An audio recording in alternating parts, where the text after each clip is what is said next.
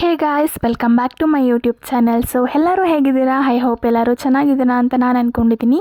So ಇವತ್ತಿನ recipe ಬಂದು chicken sambar. So ಒಂದೇ ಥರ ಸಾಂಬಾರು ತಿಂದು ಬೋರ್ ಆಗಿರೋರಿಗೆ ಈ ಥರ ಒಂದ್ಸರಿ ಟ್ರೈ ಮಾಡಿ ಅಂತ ಹೇಳ್ತಾ ಇದ್ದೀನಿ. ಸೊ ವಿಡಿಯೋ ಸ್ಟಾರ್ಟ್ ಮಾಡೋಕ್ಕಿಂತ ಮುಂಚೆ ನನ್ನ ಚಾನಲ್ಗೆ ಇನ್ನೂ ಸಬ್ಸ್ಕ್ರೈಬ್ ಆಗಿಲ್ಲ ಅಂದರೆ ಈಗಲೇ ಹೋಗಿ ಬೇಗ ಸಬ್ಸ್ಕ್ರೈಬ್ ಮಾಡ್ಕೊಳ್ಳಿ ಅಂತ ಹೇಳ್ತಾ ವಿಡಿಯೋ ಸ್ಟಾರ್ಟ್ ಮಾಡೋಣ ಬನ್ನಿ. ಫಸ್ಟ್ ನಾನಿಲ್ಲಿ ತೊಗೊಂಡಿದ್ದೀನಿ 1 kg ಚಿಕನ್. 1 kg ಚಿಕನ್ನ ನಾನಿಲ್ಲಿ ವಾಶ್ ಮಾಡ್ಕೊಳ್ತಾ ಇದ್ದೀನಿ. ಯಾಕಂದರೆ ಚಿಕನ್ ಹೊರಗಡೆ ಕಟ್ ಮಾಡಿಸಿ ತರೋದ್ರಿಂದ ಚೆನ್ನಾಗಿ ವಾಶ್ ಮಾಡ್ಕೊಬೇಕು. ಆ್ಯಂಡ್ ಇಲ್ಲಿ ನೀರನ್ನ ಎಲ್ಲ ಹೋಗಿಸ್ಕೊಳ್ತಾ ಇದ್ದೀನಿ. ಸೊ ನೀರು ಇರಬಾರ್ದು ಚಿಕನ್ನಲ್ಲಿ ಮಾಡುವಾಗ, ಅದರಿಂದ ನಾನು ಇಲ್ಲಿ ನೀರನ್ನ ಹೋಗಿಸ್ಕೊಳ್ತಾ ಇದ್ದೀನಿ. ನೆಕ್ಸ್ಟ್ ಈಗ ಖಾರ ರೆಡಿ ಮಾಡ್ಕೊಳ್ಳೋಣ ಬನ್ನಿ. ನಾನೀಗ ಒಂದು ಪ್ಯಾನ್ಗೆ ಆಯಿಲ್ ಹಾಕ್ಕೊಳ್ತಾ ಇದ್ದೀನಿ. ನೆಕ್ಸ್ಟ್ ಆಯಿಲ್ ಹಾಕ್ಕೊಂಡು ನಾನು ಹಾಗೆ ಹರಳೆಣ್ಣೆನೂ ಹಾಕ್ಕೊಳ್ತೀನಿ. ಹರಳೆಣ್ಣೆ ಏನಕ್ಕೆ ಹಾಕ್ಕೋಬೇಕು ಅಂದರೆ ಸ್ವಲ್ಪ ಹೀಟ್ ಆಗುತ್ತೆ ಚಿಕನ್ನು. ಸೊ ಚಿಕನ್ ಹೀಟ್ ಇರೋದ್ರಿಂದ ಸ್ವಲ್ಪ ಇದನ್ನು ಹಾಕಿದ್ರೆ ಕಡಿಮೆ ಆಗುತ್ತೆ ಅಂತ. ಹಾಗೆ ನಾನಿಲ್ಲಿ ಹೆಚ್ಚಿರೋ ಈರುಳ್ಳಿ ಅಂದರೆ 2ರಿಂದ 3 ಈರುಳ್ಳಿ ನಾನು ತೊಗೊಂಡು ಹಾಗೆ ರೋಸ್ಟ್ ಮಾಡ್ಕೊಳ್ತಾ ಇದ್ದೀನಿ. ಸೊ ಈರುಳ್ಳಿನ ಚೆನ್ನಾಗಿ ನೀವು ರೋಸ್ಟ್ ಮಾಡಬೇಕು. ನೆಕ್ಸ್ಟ್ ನಾನೆಲ್ಲ ಆ್ಯಡ್ ಮಾಡ್ತಾಯಿದ್ದೀನಿ ಚಿಟಕಿ ಅರಿಶಿನ. ಸೊ ಅರಿಶಿನ ಹಾಕ್ಕೊಂಡು ಈರುಳ್ಳಿನ ಫ್ರೈ ಮಾಡ್ಕೊಬೇಕು. ಯಾಕಂದರೆ ಹಸಿ ಹಂಗೆ ಇರುತ್ತೆ ಈರುಳ್ಳಿ. ಸ್ವಲ್ಪ ಕಲರ್ ಚೇಂಜ್ ಆಗೋ ತನಕನೂ ಈರುಳ್ಳಿನ ರೋಸ್ಟ್ ಮಾಡಿ ಹಾಗೆಯೇ. ನೆಕ್ಸ್ಟ್ ಈಗ ಈರುಳ್ಳಿ ಕಲರ್ ಕೂಡ ಚೇಂಜ್ ಆಗಿದೆ. ಆ್ಯಂಡ್ ನಾನಿಲ್ಲಿ ಹಾಕ್ಕೊಳ್ತಾ ಇದ್ದೀನಿ 3 ಟೀ ಸ್ಪೂನ್ ಖಾರದ ಪುಡಿ. ಸೊ ನಮ್ಮ ಮನೇಲೇ ಬಿಡಿಸಿರೋ ಅಂಥ ಖಾರದ ಪುಡಿನೇ ನಾನು ಹಾಕ್ಕೊಳ್ತಾ ಇದ್ದೀನಿ, ಯಾವುದೇ ಅಂಗಡಿದಂತೂ ಅಲ್ಲ. ಸೊ ಈಗ ಹಾಕ್ಕೊಂಡು ರೋಸ್ಟ್ ಮಾಡಿಕೊಂಡು ನೆಕ್ಸ್ಟ್ ಸ್ವಲ್ಪನೇ ನೀರು ಆ್ಯಡ್ ಮಾಡ್ಕೊಳ್ಳೋಣ. ಆ್ಯಡ್ ಮಾಡಿಕೊಂಡು ಸ್ವಲ್ಪ ಅದು ಕುದಿ ಬರಬೇಕು. ಕುದಿ ಬರೋ ತನಕನೂ ಸ್ಟವ್ ಆಫ್ ಮಾಡಬೇಡಿ.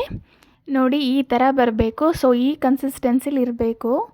ಈ ಕನ್ಸಿಸ್ಟೆನ್ಸಿಲಿ ಇದ್ದಾದ ನಂತರ ಬೇಕಾದರೆ ನೀವು ಸ್ಟವ್ ಆಫ್ ಮಾಡಿಕೊಂಡು ಆರಿದ್ಮೇಲೆ ಜಾರ್ಗೆ ಹಾಕ್ಕೊಂಡು ಆಡಿಸ್ಕೋಬೇಕಾಗುತ್ತೆ. ಹಾಗೆ ಸ್ವಲ್ಪ ವಾಟರ್ನ ಆ್ಯಡ್ ಮಾಡಬೇಕಾಗುತ್ತೆ. ಜಾಸ್ತಿ ಏನು ಬೇಡ, ಸ್ವಲ್ಪನೇ ಸಾಕು. ಸ್ವಲ್ಪ ಹಾಕಿ ಆಡಿಸ್ಕೊಬೇಕು. ಸೊ ನಾನು ಗ್ರೈಂಡ್ ಮಾಡ್ಕೊಂಡಾಗಿದೆ. ನೋಡಿ ಈ ಥರ ಬಂದಿದೆ ಖಾರ.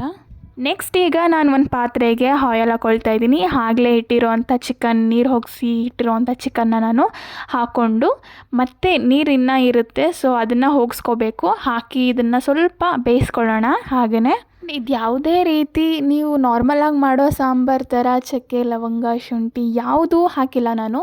ಸೊ ಇದೇ ಬೇರೆ ಥರ ಟೇಸ್ಟ್ ಕೊಡುತ್ತೆ, ತುಂಬಾ ಚೆನ್ನಾಗೂ ಇರುತ್ತೆ. ಸೊ ಈ ಥರ ಒಂದು ಸರಿನಾದರೂ ನೀವು ಟ್ರೈ ಮಾಡಿ ನೋಡಬೇಕು.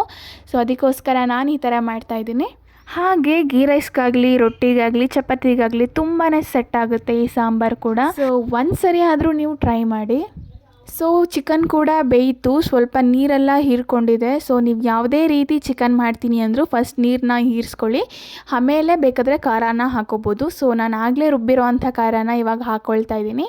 ಹಾಕಿ ಮಿಕ್ಸ್ ಮಾಡ್ಕೊಳ್ಬೇಕು. ನೆಕ್ಸ್ಟ್ ಇದಕ್ಕೆ ನೀರು ಸ್ವಲ್ಪ ಆ್ಯಡ್ ಮಾಡ್ಕೊಳ್ಳೋಣ. ಸೊ ನಾನು ಆಗಲೇ ಆಡಿಸಿರೋ ಅಂಥ ಜಾರ್ಗೆ ನೀರು ಹಾಕಿ ಇಲ್ಲಿ ಆ್ಯಡ್ ಮಾಡ್ಕೊಳ್ತಾ ಇದ್ದೀನಿ. ಸೊ ಇದು ಸಾಂಬಾರು ಹೇಗಿರುತ್ತೆ ಅಂದರೆ ಖಾರನೂ ಬರಲ್ಲ. ಸೊ ಮಕ್ಕಳಿಗೆಲ್ಲ ತುಂಬಾ ಇಷ್ಟ ಆಗುತ್ತೆ. ಅದರಿಂದ ಸ್ವಲ್ಪ ನೀರು ಹಾಕ್ಕೊಂಡು ಬೇಯಿಸ್ಕೊಳ್ಳಿ ಸಾಂಬಾರನ್ನ. ಈ ಕಡೆ ಸಾಂಬಾರು ಕುದಿ ಬಂದು ಬೇಯೋದಕ್ಕೆ ಬಿಡೋಣ. ಹಾಗೆ ನಾವು ಇನ್ನೊಂದು ಖಾರ ರೆಡಿ ಮಾಡ್ಕೊಳ್ಳೋಣ. ಹಾಗೆ ನಾನೆಲ್ಲಿ ತೊಗೊಂಡಿದ್ದೀನಿ ಸ್ವಲ್ಪ ಕಾಯಿ ತುರಿ, 2ರಿಂದ 3 ಟೊಮೆಟೊನ. ಸೊ ಇದನ್ನು ನಾನೀಗ ಜಾರ್ಗೆ ಹಾಕಿ ಗ್ರೈಂಡ್ ಮಾಡ್ಕೊಳ್ಳೋಣ. ಸೊ ಇದಕ್ಕೆ ಯಾವುದೇ ರೀತಿ ನೀರನ್ನ ಆ್ಯಡ್ ಮಾಡೋಕ್ಕೆ ಹೋಗ್ಬಿಡಿ. ಯಾಕಂದರೆ ಟೊಮೆಟೊ ಹಾಕೋದ್ರಿಂದ ನೀರು ಅವಶ್ಯಕತೆ ಏನಿರೋದಿಲ್ಲ. ಖಾರನೂ ರುಬ್ಕೊಂಡಾಗಿದೆ. ಸೊ ಈ ಕನ್ಸಿಸ್ಟೆನ್ಸಿಲೇ ರುಬ್ಕೊಳ್ಳಿ. ಈ ಕಡೆ ಸಾಂಬಾರು ಕೂಡ ಕುದಿ ಬಂದಿದೆ. ಈಗ ಆಡಿಸಿರೋ ಅಂಥ ಖಾರನ ನಾವು ಇಲ್ಲಿ ಹಾಕಿ ಮಿಕ್ಸ್ ಮಾಡ್ಕೊಳ್ಳೋಣ. ಸೊ ಯಾವುದೇ ರೀತಿ ನೀರನ್ನ ಈಗ ಆ್ಯಡ್ ಮಾಡೋಕ್ಕೆ ಹೋಗಬೇಡಿ ಸದ್ಯಕ್ಕೆ. ಸ್ವಲ್ಪ ಮಿಕ್ಸ್ ಮಾಡ್ಕೊಳ್ಳಿ ಖಾರ ಎಲ್ಲ ಹಾಕಿದ್ಮೇಲೆ. ಹಾಗೆ ನಾನಿಲ್ಲಿ ರುಚಿಗೆ ತಕ್ಕಷ್ಟು ಉಪ್ಪನ್ನ ಹಾಕ್ಕೊಳ್ತಾ ಇದ್ದೀನಿ. ಸೊ ನೀವು ಸಾಂಬಾರು ಎಷ್ಟು ಮಾಡ್ತೀರೋ ಅನ್ನೋದ್ರ ಮೇಲೆ ಉಪ್ಪು ಹಾಕ್ಕೊಳ್ಳಿ. ಆ್ಯಂಡ್ ಇದನ್ನು ಹಾಕ್ಕೊಂಡು ಕುದಿ ಬರೆಸ್ಕೊತೀನಿ ನಾನು ಸಾಂಬಾರನ್ನ. ಸೊ ಸಾಂಬಾರು ಕೂಡ ಕುದಿ ಬಂತು, ಚೆನ್ನಾಗಿ ಬೆಂದಿದೆ ಸಾಂಬಾರು ಕೂಡ. ಆ್ಯಂಡ್ ಚಿಕನ್ ಕೂಡ ಎಲ್ಲ ಬೆಂದಿದೆ.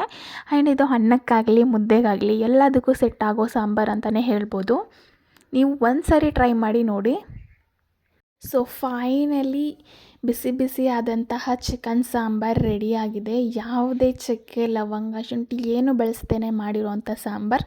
ಸೊ ಈ ವಿಡಿಯೋ ನಿಮಗೆ ಇಷ್ಟ ಆಗುತ್ತೆ ಅಂತ ನಾನು ಅಂದ್ಕೊಂಡಿದ್ದೀನಿ. ಸೊ ಇದೇ ಥರ ವೀಡಿಯೋಸಿಗಾಗಿ ಯಾವಾಗಲೂ ನನ್ನ ಸಪೋರ್ಟ್ ಮಾಡ್ತಾಯಿರಿ ಆ್ಯಂಡ್ ಸಬ್ಸ್ಕ್ರೈಬ್ ಮಾಡ್ತಾಯಿರಿ ಅಂತ ಹೇಳ್ತಾ ಥ್ಯಾಂಕ್ಸ್ ಫಾರ್ ವಾಚಿಂಗ್.